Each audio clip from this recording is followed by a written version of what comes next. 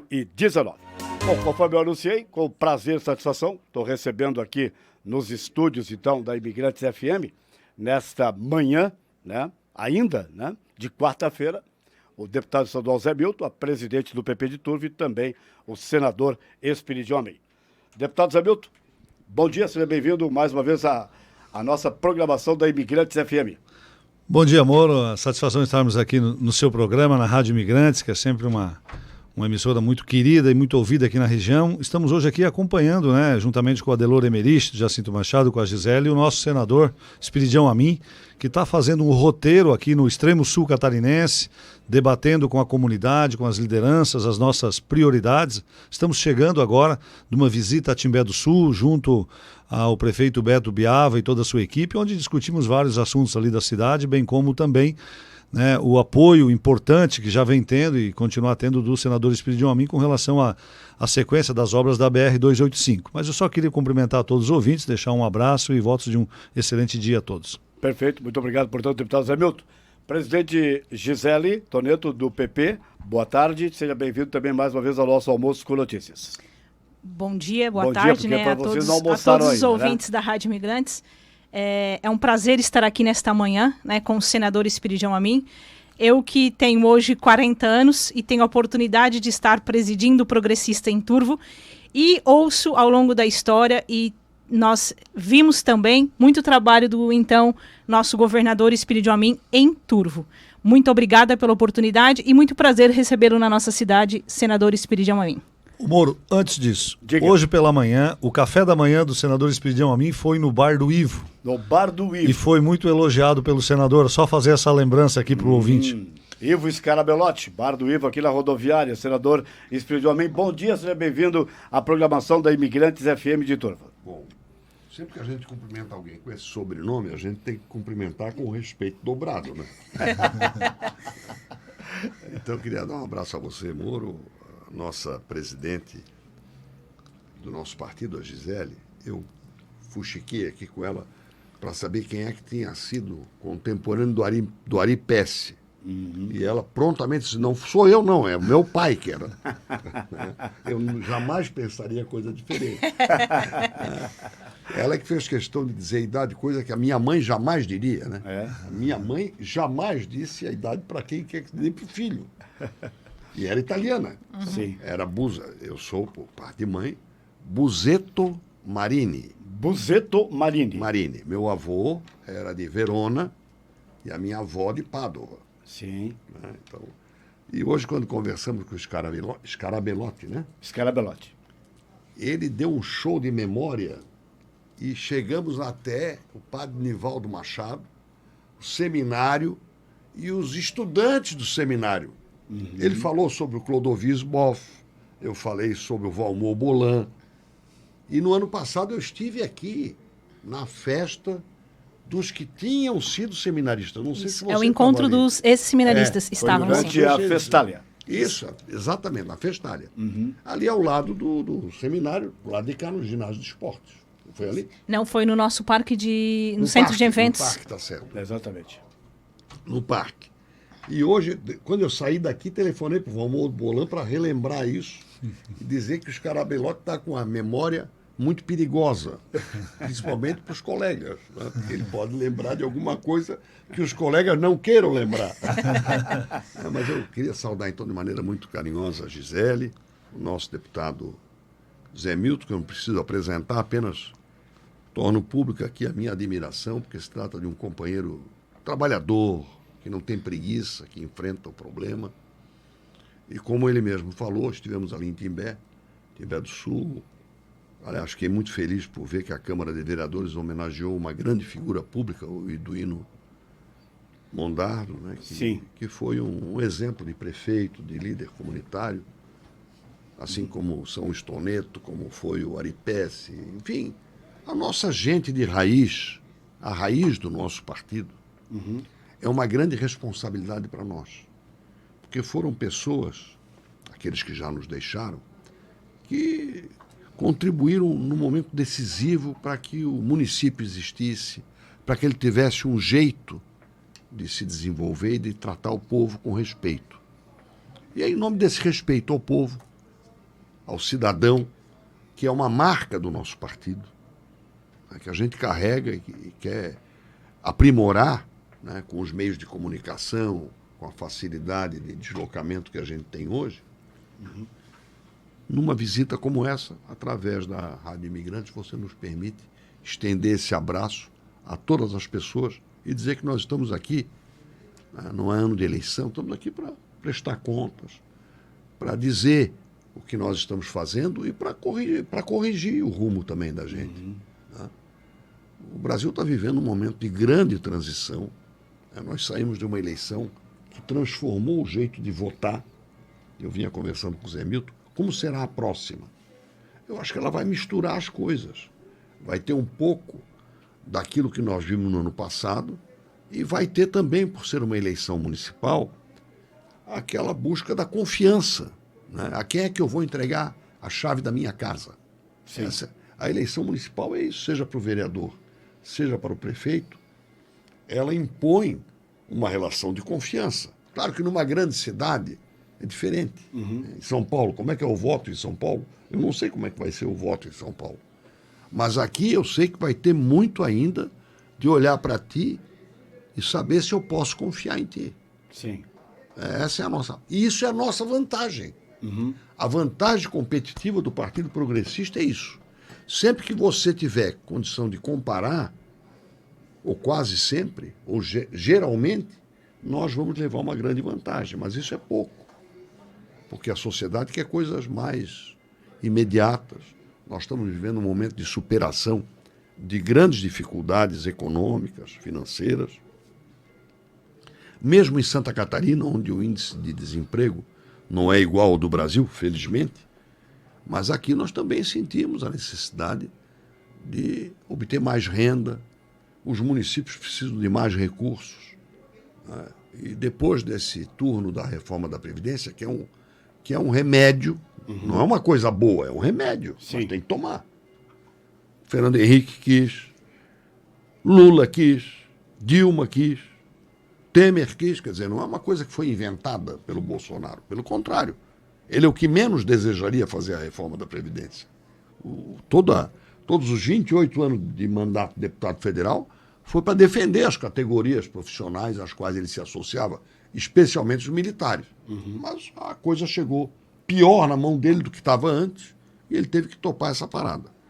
E a Câmara, eu acho que trabalhou direitinho, né? Só avisou a questão no que diz respeito ao trabalhador rural, que no nosso estado é uma coisa muito importante, porque nós somos o estado da pequena propriedade, felizmente produtiva.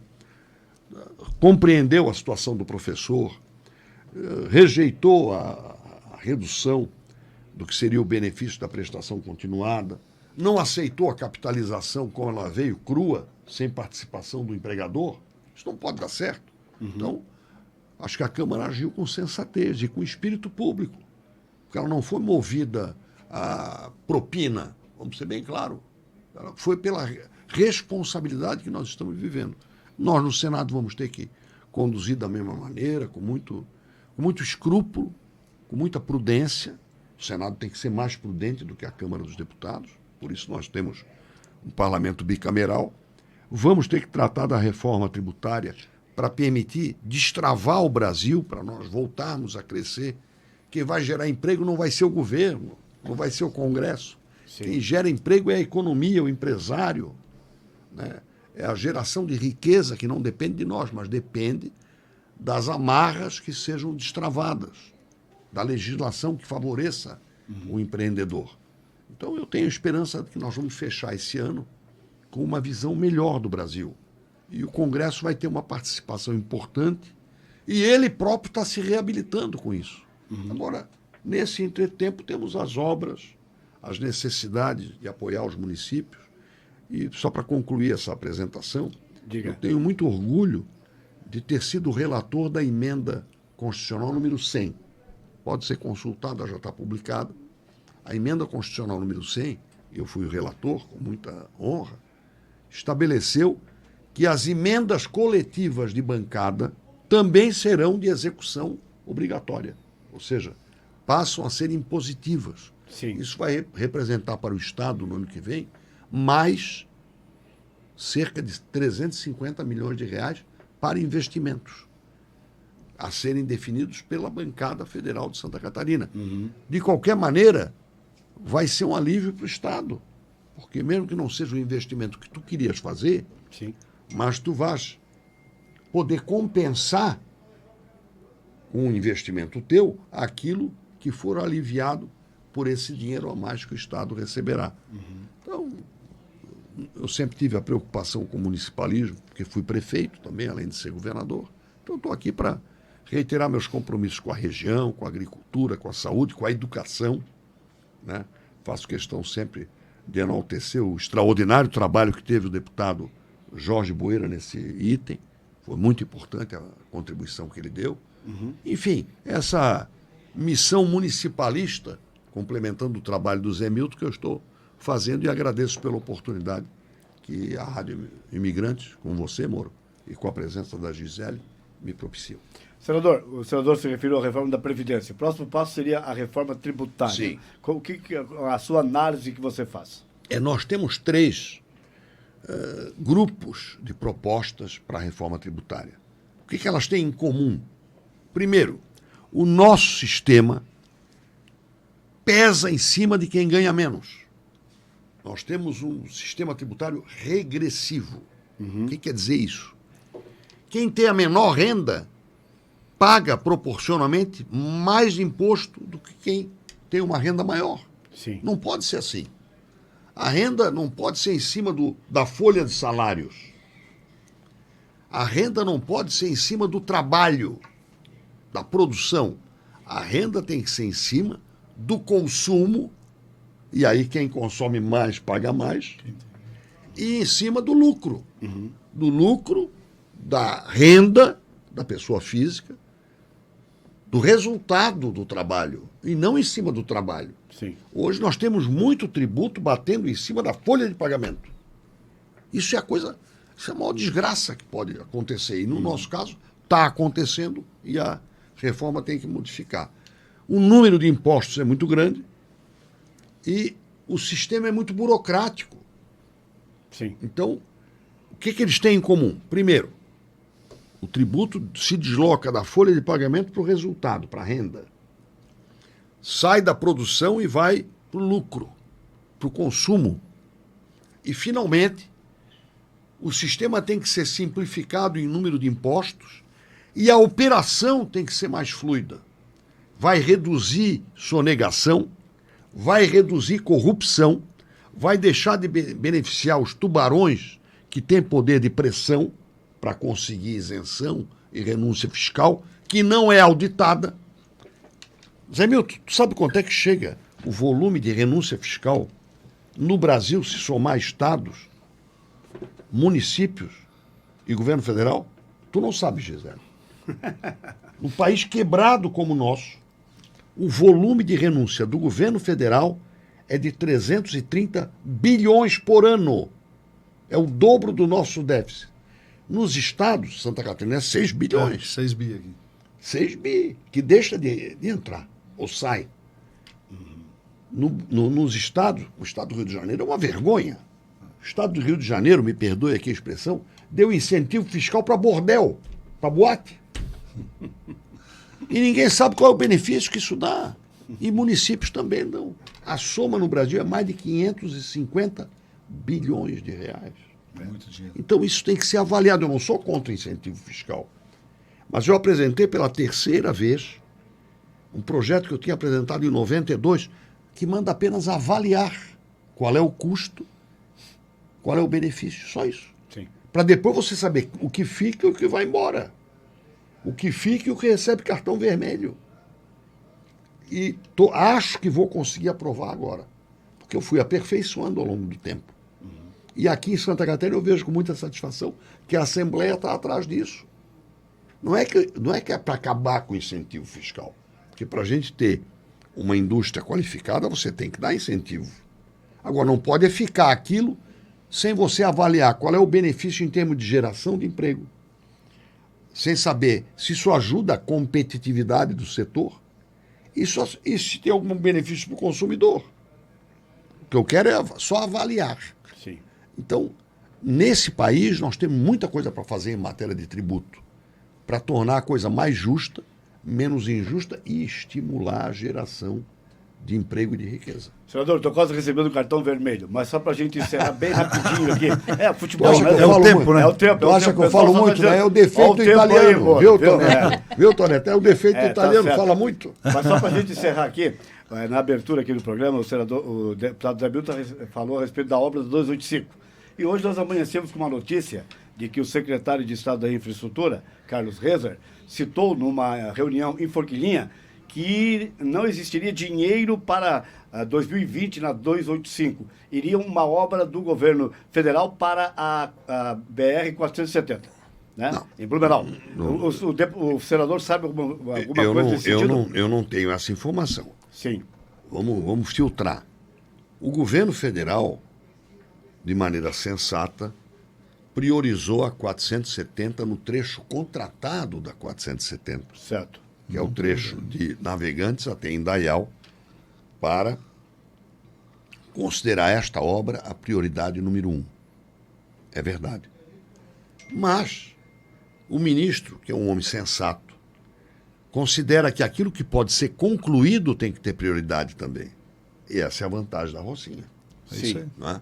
Com o dinheiro para 2020, nós vamos poder concluir a obra. É muito melhor concluir uma obra do que começar 3, né? Perfeito. Porque eu começo 3 sem dinheiro, aí vem tudo aquilo que nós falamos hoje de manhã sobre a paralisação de uma obra.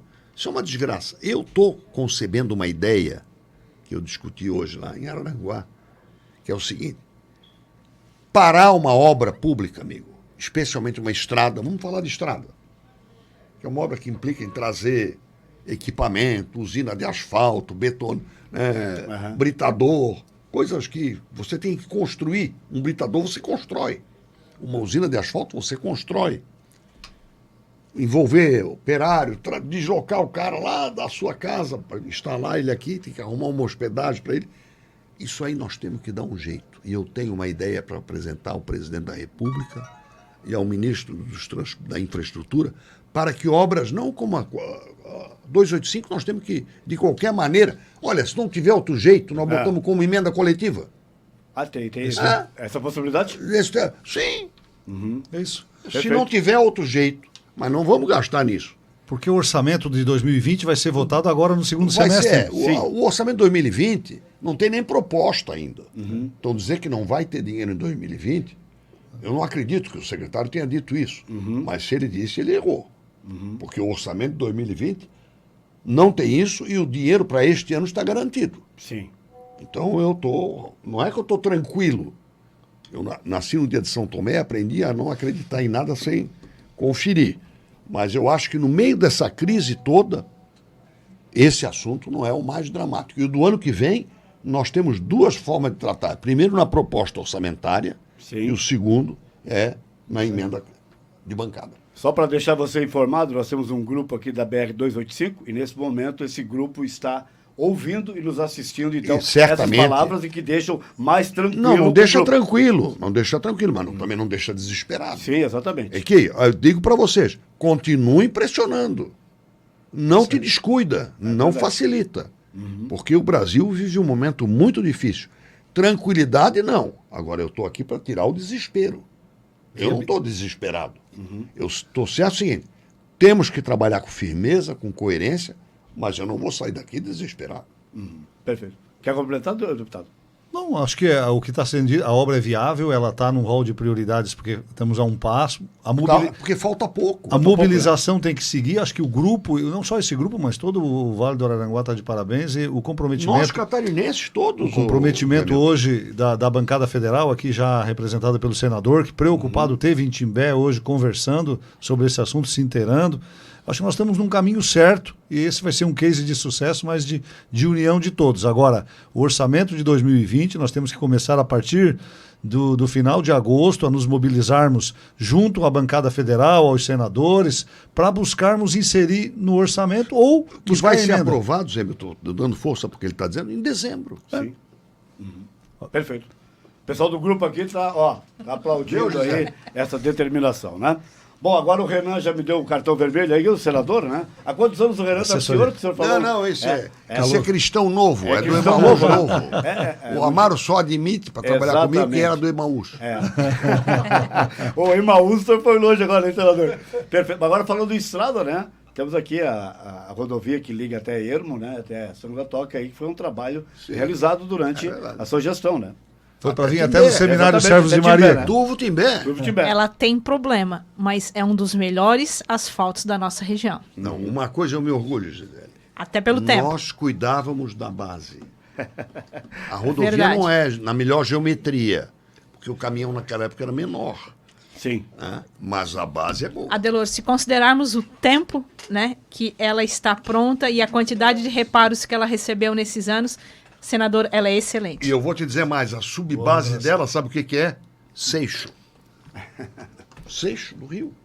Perfeito. Muito bem. Deputado Hamilton, muito obrigado pela participação. Agradecer o Adelor Emerich, que nos acompanha também, a nossa presidente Gisele, que é uma grande referência em termos de comprometimento também regional. Muito obrigado pela parceria e obrigado, senador, aí pela visita e também pelo comprometimento com a nossa região. Perfeito. Presidente Gisele, muito obrigado também. Voltamos a conversar na semana que vem, já que teremos a eleição da nova executiva. Isso. Perfeito. Progressista de Turvo volta aí nos próximos meses com novos líderes e grandes novidades. Obrigada pela oportunidade. Senador Espírito de Homem, foi um prazer. Eu que agradeço. Mais uma vez recebê-lo aqui no nosso programa. E agora fica o convite, né? Nós temos um programa aqui, Café com Notícias, vem um dia de manhã, a gente toma um cafezinho e fala sobre bastante notícias, com certeza. Muito Como sucesso. Eu já falei muito, só vou dizer muito obrigado e vamos continuar trabalhando. Ok, muito obrigado aí pela disponibilidade, agradeço ao Renan aí, né, também ao Fernando, ao André, ao Adelor, pela força aí que nos deram para que os senadores estivessem conosco aqui. Muito obrigado, então.